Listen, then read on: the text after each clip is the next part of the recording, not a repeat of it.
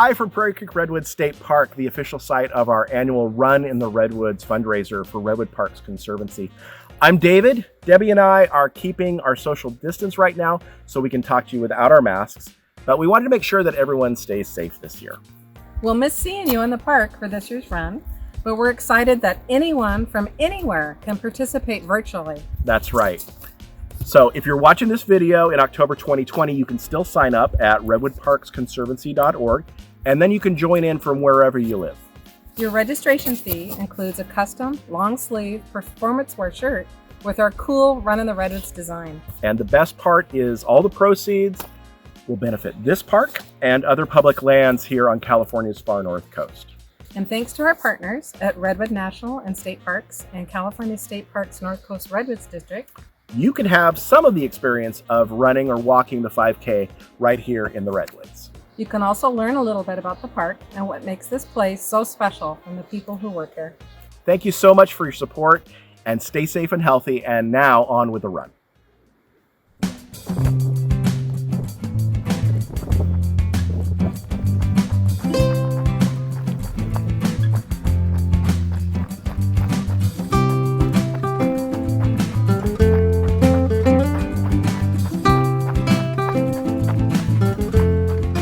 Hi everyone, my name is Carla and I'm an interpretive park guide here at Redwood National State Parks. I've been working here for a couple years now and I feel really lucky to work in one of my favorite places in the world. You know, these trees have an amazing survival story. They have survived drought, fire, flooding, windstorms, and they'll probably outlive us all. And that's because these 2,000-year-old trees have amazing adaptations that allow them to live and grow and survive for such a long time. Some of those adaptations include the fact that these trees are fire resistant. These trees have a bark that can be up to about 2 feet thick, which is that first layer of defense against fires. And on top of that, they have a special chemical compound inside of their bark called tannic acid. And that tannic acid makes it so these trees will resist ignition. These conifers are one of the only trees that can also reproduce by cloning themselves. These evergreen trees reproduce by seed, but they can also reiterate from the base layer near either at the bottom of the trunk or at the very top of the canopy. These trees are a great symbol of resiliency and resistance, and if we just listen, we might learn a little something from these trees.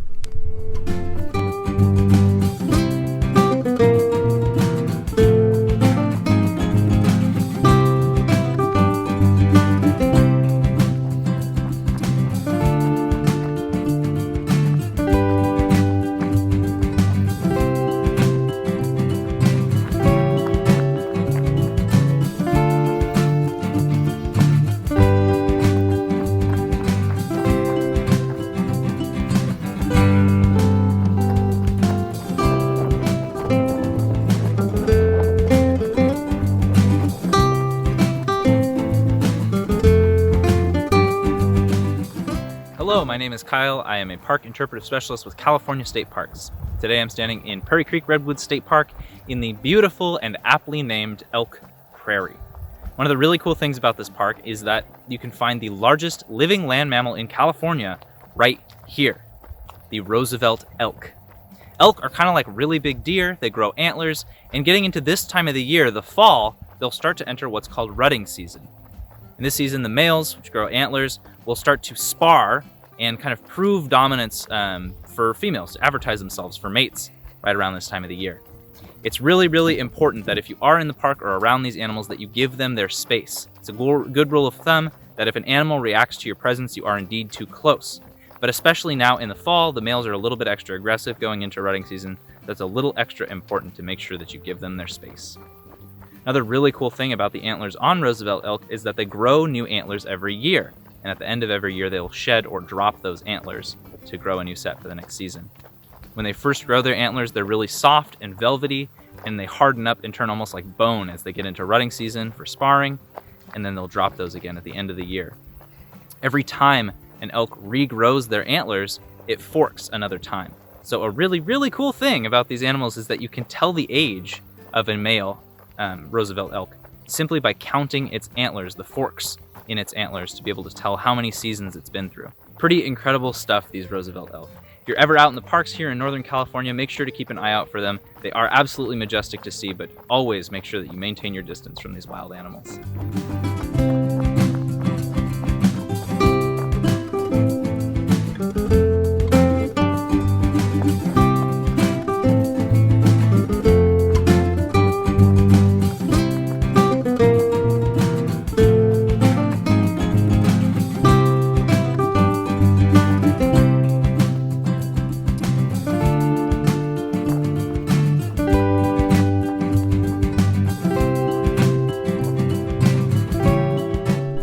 I'm Ranger Greg. I'm an interpretive ranger at Redwood National Park.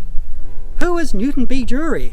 Millions of people go to the park and drive along the most beautiful 9 miles of road called the Newton B. Drury Scenic Parkway.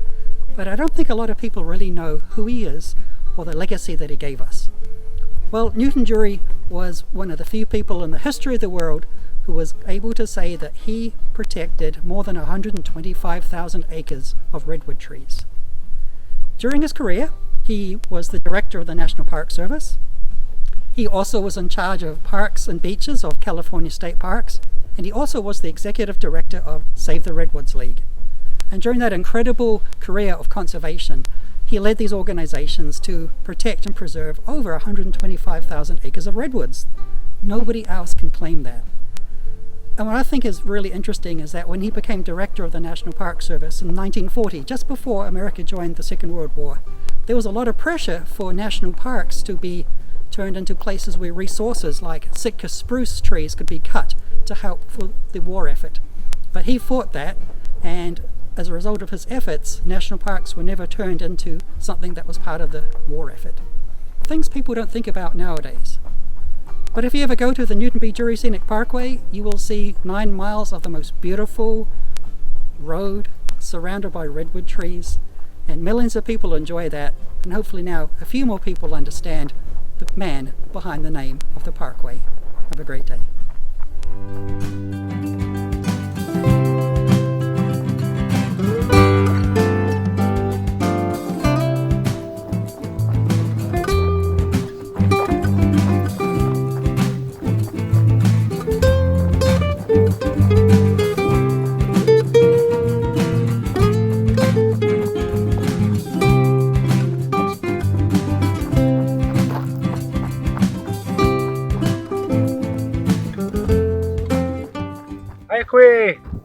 Next now, Skip Lowry, table methane check. Hello, my name is Skip Lowry. I'm happy to see you. I'm here in beautiful Prairie Creek Redwood State Parks and National Parks. I'm an interpreter for the North Coast Redwoods District, and I'm really excited to be a part of this program for you guys. I'm going to share just a brief glimpse into some Yurok traditional territories and a little bit about how we understand why we're here in this beautiful place, what we're about. So behind us is the prairie lands. In Yurok culture, we consider them the footsteps of creation.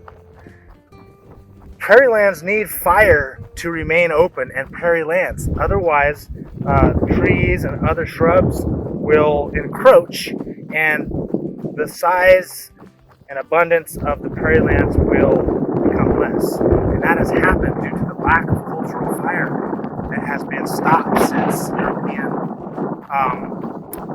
European encroachment.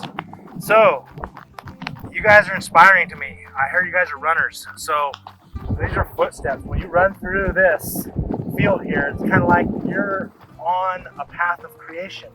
And our old Yurok people said, you follow the footsteps of creation, and that's how you maintain balance in this world. So to follow the footsteps of creation ordained by our culture, we must use fire on our landscape. We must have that relationship with fire, and then we must follow in the footsteps. So everywhere lightning strikes and lights fires, traditionally the native people would go back and have a relationship with those places. We'd chase the smoke, they'd say, follow the smoke. So that's a brief glimpse into a really deep understanding about paths of life and how sometimes our culture is right here in front of you, telling you, showing you, encouraging you to take those steps and go in that healthy, beautiful direction, like our ancestors did, and hopefully like generations, 10,000 generations ahead of us will do. So my time has been really, really fun so far working for California State Parks. So again, I appreciate you guys coming and exploring our parks, visiting, and including our interpretations in your programs. We really, really love to do this. So, see you again next time.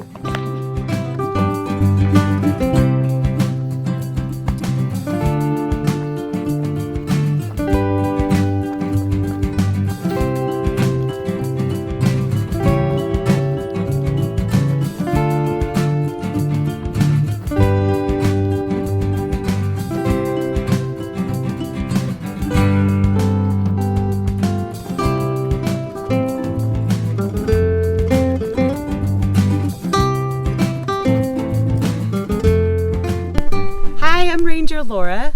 I work in education. I'm one of the education specialists here at Redwood National and State Parks. So I work a lot with kids several different times throughout the year. One of my favorite things to teach students about when they come here to Redwood National and State Parks and our education center is salmon. We have a couple of different kinds of salmon in our park. We actually have coho and Chinook salmon that make their migration up into Prairie Creek and Redwood Creek of our parks. And we also have two types of trout. In fact, one of the types of trout is the coastal cutthroat trout. And it is actually the only cutthroat trout that is anadromous. And anadromous means that it spends most of its life out in the ocean, but when it's time for it to spawn and lay its eggs, they actually come back up into the stream, the native stream that they were born, to come and make that migration. And it's a really cool, incredible journey. And they actually go through lots of different odds to make it back into these streams so that they can lay these eggs for the next generations of salmon. So it's a really incredible journey. But one of my favorite parts about the salmon life cycle, our salmon here on the Pacific Ocean actually die after they come up and make their next generation of salmon, after they lay their eggs. And they die, but that's actually a beneficial, super beneficial to our redwood trees, more than people even know, because they're actually bringing nitrogen, nutrients, isotopes that are found in huge abundances in the ocean. And they bring them up into our streams, and when they die, the bears, the animals pull those critters into the woods and they decompose in the redwoods. And they've actually found the salmon DNA inside of the samples of redwood trees. And it's super awesome, and they're really, really important to the life cycle of these redwood trees.